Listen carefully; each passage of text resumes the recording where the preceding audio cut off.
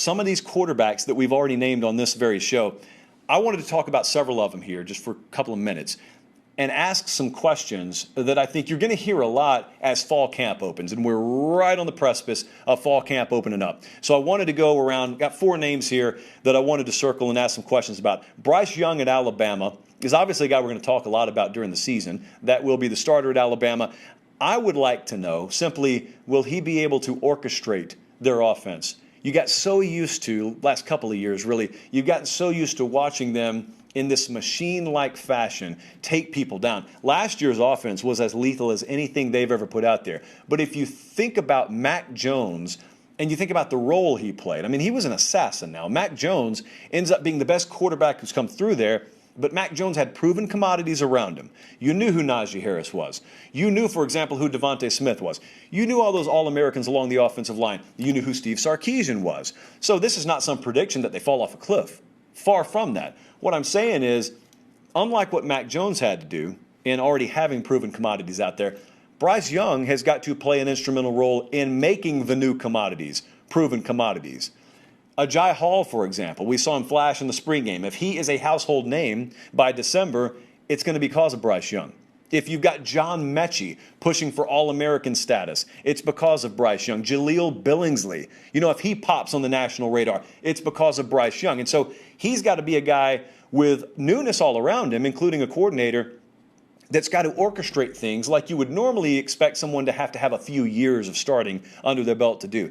At Alabama, they usually have the most talented quarterbacks in the country, so you can somewhat circumvent that. But it's still at the core of what you're looking at with Alabama this year. They open with Miami, and with Miami, D'Eriq King, this one's really easy. You see this one coming from a mile away. I just wonder if the health of his knee allows them to implement their full offense, to run their full offense. I look at them, and I did not realize this when you start to do your research. If you just think about what Miami was last year, I did not realize in terms of efficiency, this was the second best passing attack in the ACC when D'Eriq King was healthy, and he got knocked out in the bowl game. So that's pretty much the whole season. But they were. There's a really good foundation down there. And so you think about what all you have going for you this year. If you presume a healthy D'Eriq King, and I mean a guy that's able to do all of it, not a guy that's shining in 7-on-7, where you drop back and you just throw it and you don't really have a live rush in your face and you don't have to scramble east-west. You just do your 3, 7, 9-step drop, and that's it, versus what they're going to ask him to do. You've got Rhett Lashley there now. You have a full year and a half, if you want to call it that, under your belt with those two working together. You've got as good an offensive line situation as Manny has had in his tenure there as head coach. So you got a lot of elements that you need for success offensively. But it all hinges on the health of D'Eriq King. If he is there, and they, out of Miami, lead you to believe that he is, if he is there, well, all of a sudden, what does that do in that division? Because everyone's penciled in North Carolina as winning that division. I'm not telling you I disagree with them. What I'm saying is this question here, that could very well hold the key, because I've already told you one of our biggest circle games in the ACC this year does not have to do with Clemson. I would argue my biggest circle game in the ACC this year is that Week 7 game, where North Carolina has played 7 games in a row. They're coming off what will be a fight against Florida State. Meanwhile, Miami is rested the week before, and they go to North Carolina. So UNC's running off 7 games in 7 weeks. Miami's rested. They get to go up there, and you could have division on the line. I mean, that's a very big game. In no shape, form, or fashion is that some 13 or 14-point spread. It's going to be a really hotly contested game. Health of D'Eriq King, obviously, at the forefront. How about C.J. Stroud? That's the name that hardcore college football fans already know. Casual fans are going to learn the name because he's the starting quarterback in all likelihood at Ohio State. I wonder how ready he is to lead them from Bell 1 at the caliber that you expect Ohio State's quarterback to lead. Because this is not a situation at all where you look at a guy and say, boy, he's going to have to shoulder a lot of the load. I mean, he's going to have to drag the rest of that offense across the goal line with him every week. No, they've got racehorses everywhere. It is a ready-made offense. It is a sports car that just needs someone who understands how to steer and keep it between the lines. Well, C.J. Stroud is more than that. He is a supreme talent. He's a former 5-star guy, and he's not a true freshman either. So he's been there, and he's the guy in all likelihood that wins the starting job.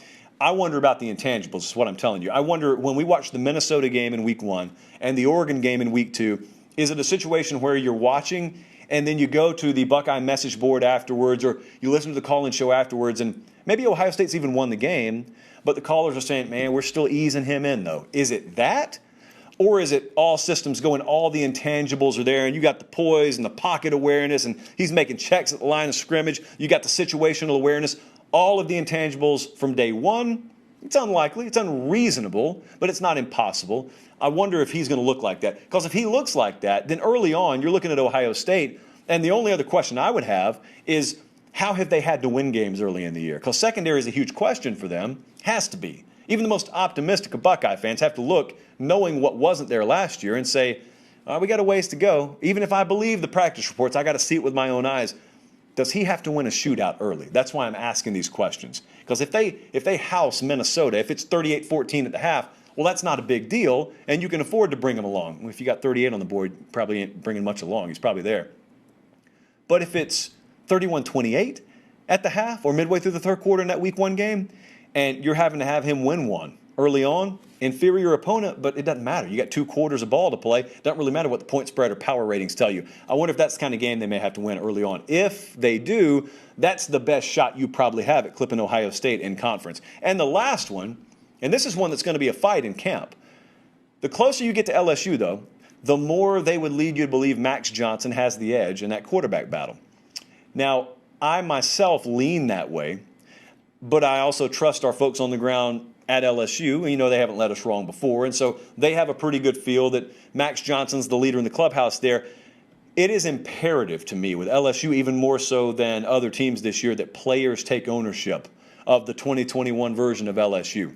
Because a lot of the issues that you heard whispered about last year, those things are rectified when players take ownership.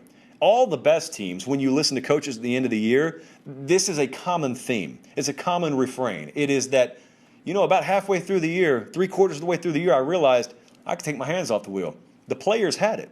You still got to make practice schedules every day. You still got to implement game plans, but the players are really what the DNA of this program was this year. That's what LSU needs to be this year in order to maximize the potential. Well, a big part of that is figuring out your quarterback. Ideally, you would like your quarterback to be one of the alpha leaders on the team. And here's what I'm looking at, and here's what I'm asking with LSU. It won't be the last time you hear me say this. When they get into fall camp, it's Miles Brennan and it's Max Johnson, and you got varying degrees of opinion, 60-40 one way or the other, who wins that job, maybe even 70-30 at this point if you talk to LSU fans. But my point is, even if Max Johnson ends up winning that job, how convincingly does he win it? Is it a week 2 decision where it's so convincing that Ed Orgeron doesn't see the need to continue that, and more importantly, the team is letting you know that Max Johnson has won this job, which tends to happen in camps? Coaches a lot of times will tell you, I thought the guy had won the job second day in camp, but the team needed to see it.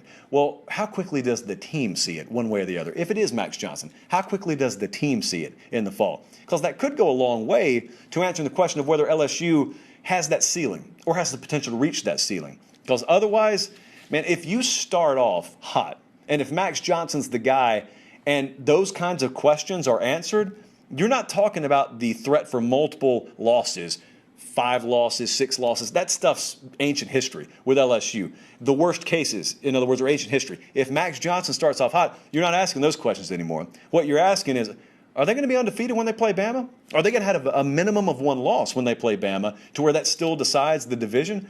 That is the kind of question you start asking if Max Johnson starts off hot.